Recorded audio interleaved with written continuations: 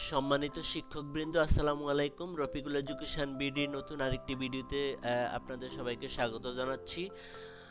তো আপনারা যদি আমার চ্যানেল রফিকুল এডুকেশন বিডিতে নতুন হয়ে থাকেন, অবশ্যই চ্যানেলটিকে সাবস্ক্রাইব করে রাখবেন আর ভালো লাগলে লাইক কমেন্ট করবেন।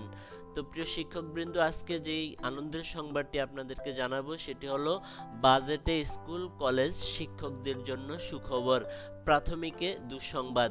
আমি এখানে আজকে তিনটি, এটা দেশ টিভিতে প্রকাশিত হয়েছিল এই সংবাদটা। আরেকটা সংবাদ ছিল ইন্ডিপেন্ডেন্ট টেলিভিশনে, যেটা বেসরকারি চাকরিজীবীদের যে সুখবর দিল সরকার। এই ছিল আজকের প্রকাশিত হয়েছিল ৩ জুন মঙ্গলবার। তারপরে আরেকটি দৈনিক শিক্ষাতে আরেকটি খবর প্রকাশিত হয়েছিল ৩ জুন আজকে। শিক্ষক কর্মকর্তারা নিজ উপজেলাও পাবেন বিশেষ ভাতা। তো প্রিয় শিক্ষকবৃন্দ, এই সবগুলো নিউজ আমরা একে একে দেখে নিব। প্রথমে আমরা দেখব দেশ টিভিতে যেই খবরটি প্রকাশিত হয়েছিল, বাজেটে স্কুল কলেজ শিক্ষকদের জন্য সুখবর, প্রাথমিকে দুঃসংবাদ। তো সেখানে কি লেখা ছিল সেই বিষয়টা আমরা একটু দেখব। 2025-26 অর্থ বছরে প্রস্তাবিত বাজেটে মাধ্যমিক ও উচ্চ শিক্ষা এবং কারিগরি ও মাদ্রাসা শিক্ষায় বরাদ্দ বাড়ানো হয়েছে, তবে কমানো হয়েছে প্রাথমিক ও গণশিক্ষা খাতে। প্রস্তাবিত বাজেটে মাধ্যমিক ও উচ্চ শিক্ষায় ৩,৪৫৬ কোটি টাকা, কারিগরি ও মাদ্রাসা শিক্ষায় ৮৯৫ কোটি টাকা বরাদ্দ বাড়ানো হয়েছে, তবে প্রাথমিক ও গণশিক্ষা মন্ত্রণালয়ের জন্য ৩৫,৪০৩ কোটি টাকা বরাদ্দ দেওয়া হয়েছে।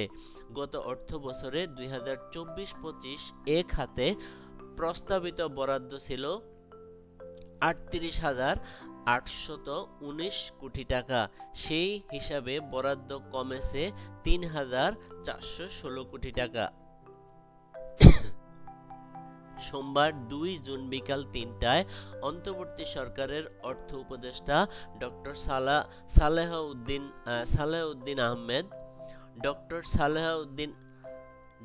সালেহউদ্দিন আহমেদ বাংলাদেশ টেলিভিশন ও বাংলাদেশ বেতারে পূর্বধারণকৃত বাজেট বক্তৃতা শুরু করেছেন। ২০২৫-২৬ অর্থ বছরে ৭,৮৯,৯৯৯ কোটি টাকার বাজেট পেশ করা হবে। তো প্রিয় শিক্ষক বৃন্দ, এই ছিল শিক্ষকদের জন্য দেশ টিভিতে যেই সংবাদটি প্রকাশিত হয়েছিল সেটি। এবার আমরা দেখে নিব ইন্ডিপেন্ডেন্ট টেলিভিশনে বেসরকারি চাকরিজীবীদের যে সুখবর দিল সরকার, সেইখানে কি বলা ছিল আমরা সেই খবরটা একটু দেখে নিব। বেসরকারি চাকরিজীবীদের করযোগ্য আয় পরিগণনার ক্ষেত্রে সর্বোচ্চ বাদযোগ্য অঙ্কের পরিমাণ ৪.৫০ লাখ টাকা থেকে বাড়িয়ে ৫ লাখ টাকা পর্যন্ত হয়েছে। সর্বোচ্চ বেসরকারি চাকরিজীবীদের করযোগ্য আয় পরিগণনার ক্ষেত্রে সর্বোচ্চ বাদযোগ্য অঙ্কের পরিমাণ ৪.৫০ লাখ টাকা থেকে বাড়িয়ে ৫ লাখ টাকা করা হয়েছে। ২০২৫-২৬ অর্থ বছরের জন্য আজ সোমবার পূর্ব ঘোষিত প্রস্তাবিত বাজেটে এই তথ্য জানান অর্থ উপদেষ্টা ডক্টর সালেহউদ্দিন আহমেদ। এবারের বাজেটের সম্ভাব্য আকার ধরা হয়েছে ৭,৯০,০০০ কোটি টাকা। এ হিসাবে গত অর্থ বছরের চেয়ে বাজেটের আকার কমেছে প্রায় ৭,০০০ কোটি টাকা। তো প্রিয় শিক্ষকবৃন্দ, এই ছিল মানে বেসরকারি চাকরিজীবীদের যে সুখবর দিল ইন্ডিপেন্ডেন্ট টেলিভিশন, সেটা আমরা দেখলাম। এবার আমরা দেখব দৈনিক শিক্ষা .com-এ শিক্ষা কর্মকর্তারা নিজ উপজেলায় পাবেন বিশেষ ভাতা, সে সম্পর্কে কি প্রতিবেদন ছিল সেটা আমরা একটু দেখব। হাওর ও দ্বীপ চরাঞ্চলের সরকারি প্রাথমিক বিদ্যালয়ের শিক্ষক কর্মচারীরা বিশেষ ভাতা পাওয়ার শর্ত শিথিল করা হয়েছে। এখন থেকে নিজ উপজেলায় কর্মরত শিক্ষক কর্মচারীরাও এ ভাতা পাবেন। আগে স্থায়ী বাসিন্দা নিজ উপজেলায় কর্মরত থাকলে এই ভাতা দেওয়া হতো না।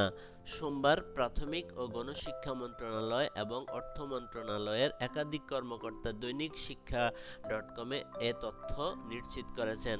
অর্থ মন্ত্রণালয়ের যুগ্ম সচিব ডক্টর মোহাম্মদ ফেরদৌস আলম দৈনিক শিক্ষা .কমকে বলেন, হাওর চর এলাকায় একটা ভাতা পেতেন শিক্ষক কর্মচারীরা। আগে এটা নির্দেশনা দেওয়া হয়েছিল, যারা স্থানীয় তারা পাবেন না এই ভাতা। 2022 খ্রিস্টাব্দে এই নির্দেশনা দেওয়া হয়েছিল, এবার তা উঠিয়ে দেওয়া হয়েছে, এখন স্থানীয়রা পাবেন। এদিকে অর্থ মন্ত্রণালয় থেকে এই বিষয়ে ইতিমধ্যে একটি প্রজ্ঞাপন জারি করা হয়েছে। প্রজ্ঞাপনে বলা হয়েছে, হাওর দ্বীপ চরাঞ্চল এলাকায় স্থায়ী বাসিন্দাদের নিজ উপজেলায় কর্মরত থাকাকালীন ভাতা না পাওয়ার পূর্ব শর্তটি বাতিল করে দেওয়া হয়েছে। শিক্ষকদের দীর্ঘদিনের দাবির পরিপ্রেক্ষিতে এই সিদ্ধান্ত নেওয়া হয়েছে বলে জানা গেছে।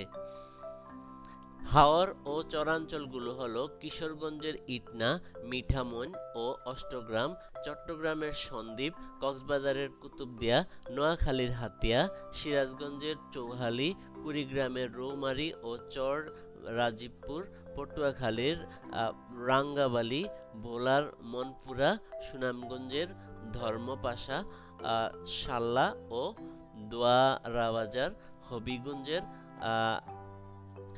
আজমেরীগঞ্জ এবং নেত্রকোনার খালিয়াজুরি।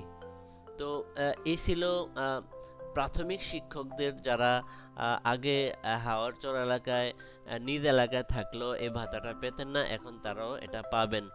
তো সম্মানিত শিক্ষকবৃন্দ, এই ছিল আমার কাছে আজকের শিক্ষকদের বাজেট নিয়ে, বাজেটে শিক্ষকদের বরাদ্দের পরিমাণ সেটা দেখালাম। বিভিন্ন পত্রিকা আজকে যে খবরগুলো প্রকাশিত হয়েছিল।